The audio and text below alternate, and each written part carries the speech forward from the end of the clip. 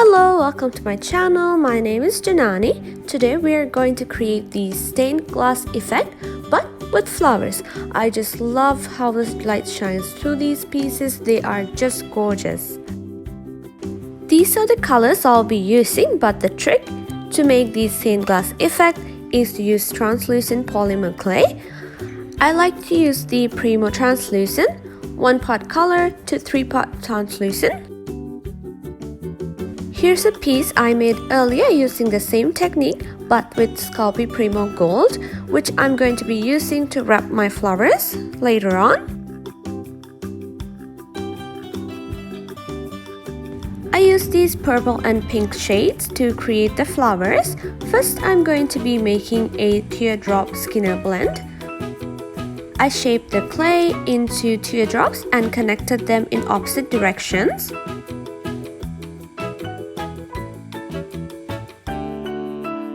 Then I flattened the clay using a rolling pin and ran it through the pasta machine using the thickest setting. Next, I folded it in half and put the fold side first to the pasta machine. I repeated this step until I got my desired blend. Next, I folded it and stretched it in the other direction where the colors will be on opposite ends.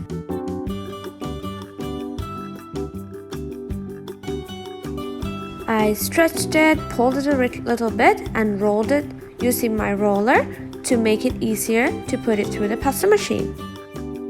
Then I put it through the pasta machine starting with the thickest setting going down to the thinner setting. Then I carefully rolled it to create a cylinder.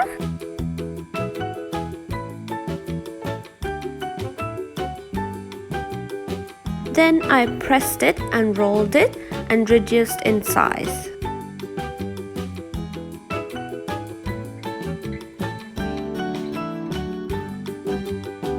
After I reduced it, I cut this snake into 5 equal parts. I shaped each one of them, pinching from one end to create a petal shape.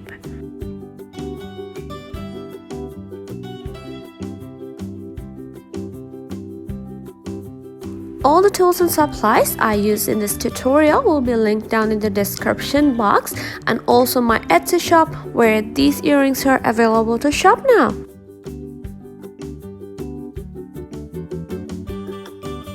Next, I ran the gold clay through the pasta machine on the thinnest setting.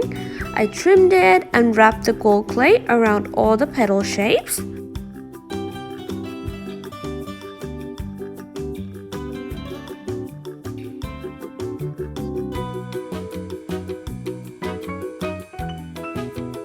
To create the middle of the flower, I rolled some yellow clay into a snake. I cut this into size and connected the petals to it.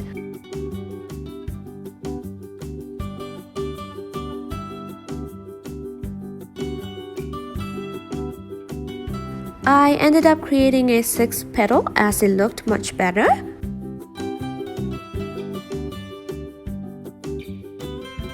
And I repeated the same process with the other 2 colors, creating another flower. After the both flowers were done, I decided to wrap one in black clay. I ran the clay through the pasta machine on the thinnest setting. I only wrapped one flower because I do not want too much black in this cane.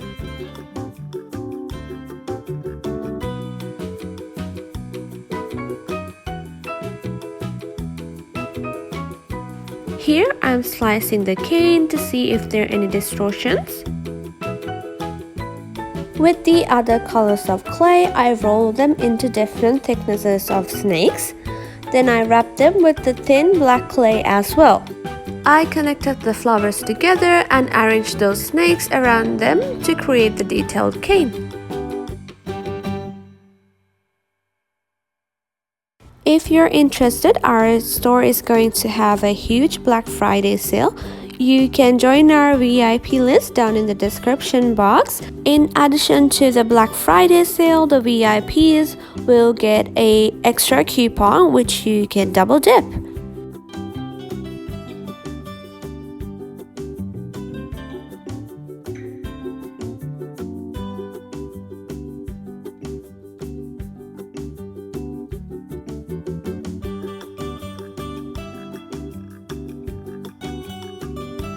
After the whole cane was done, I covered any missing parts with the black clay.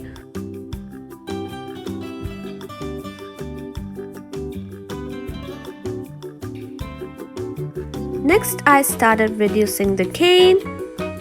To avoid any distortions, make sure you apply even pressure and flip sides when reducing.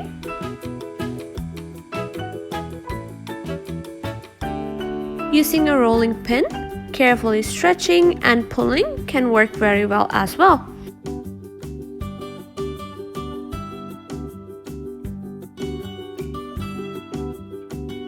Here's how it looked like when I sliced into the cane.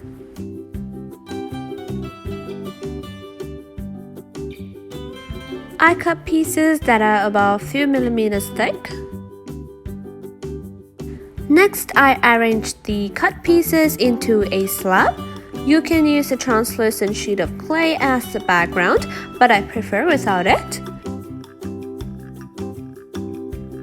I placed a piece of paper over it and burnished the slab to flatten and even out. If you have depth guides, use them to reduce the thickness without distorting your slab, but I haven't gotten around to getting them.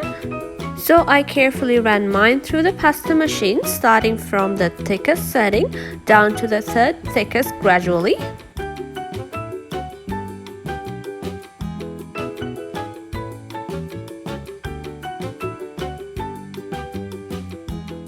Then I used my cookie cutters and 3D cutters to cut the shapes for the earrings.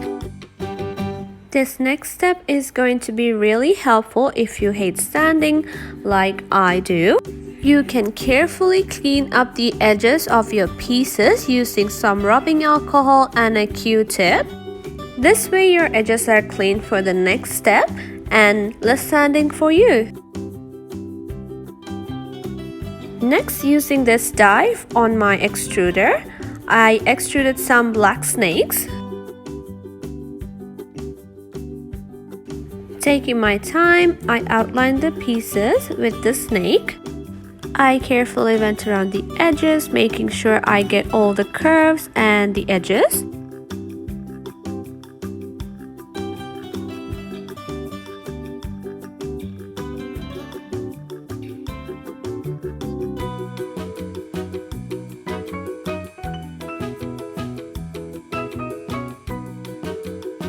Then I carefully cut the ends and connected them.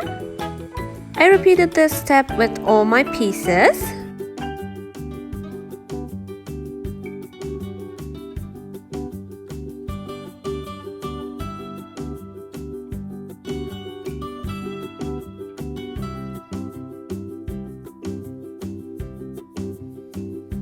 And I also marked the placement for the holes for the jump rings. Over on my Instagram, I asked you guys which one I should use as the component, and you guys voted black, so I went with black for the components. Then I baked my pieces in the oven for about an hour in 275 Fahrenheit. Make sure you use an oven thermometer. When my pieces were nice and cooled down, I did little to no sanding, but I did roll the holes for the jump rings.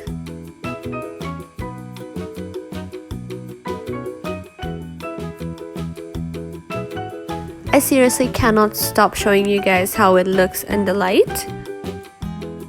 This step is absolutely optional. I use polyurethane gloss varnish to varnish my pieces.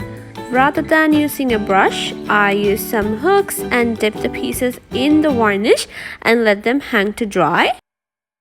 If you use this method, make sure you keep an eye and wipe the excess off every time. After the varnish was dried, I added the jump rings and the earring backs. If you would like to see how I add earring bags other than using glue, I will have 2 tutorials down in the description box. Make sure you check them out.